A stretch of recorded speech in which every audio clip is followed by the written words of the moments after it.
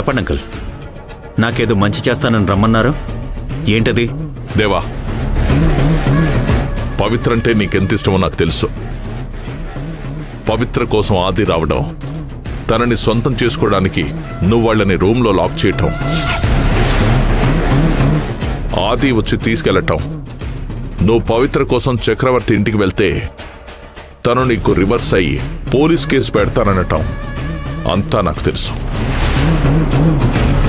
ఒక విషయం గట్టిగా గుర్తుపెట్టుకోదేవా, ఇక నీకెప్పటికీ పవిత్ర దక్కనంతగా ఆది తనని మార్చేశాడు.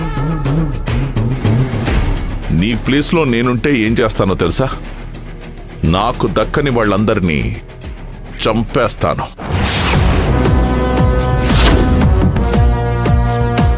అంటే పవిత్రని ఆదిని చంపేయమంటున్నారు అంకుల్? అవును దేవా, నీకు దక్కని పవిత్ర సంతోషంగా ఉంటే నువ్వు చూడగలవా? చూసి తట్టుకోగలవా? నువ్వెంతగానో ఇష్టపడిన పవిత్రని నీకు దూరం చేసిన ఆదిని ఏమీ చేయకుండా వదిలేయగలవా? అసలు నువ్వేంటి, నీ క్యారెక్టర్ ఏంటి? ఆఫ్టర్ ఆల్ ఒక ఆడపిల్ల నీకు వార్నింగ్ ఇస్తే చాతకాని వాళ్ళ వదిలేస్తావా? ముంబైలో నీకు ఎదురు తిరిగిన వాళ్ళని ఏం చేశావో నీకు గుర్తులేదా?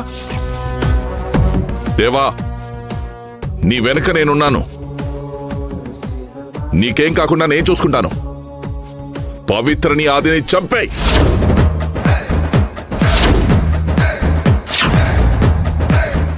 లేదంటే వాళ్ళిద్దరినీ చూస్తూ నువ్వు జీవితాంతం కుమ్మిలి కుమ్మిలి ఏడవాలి.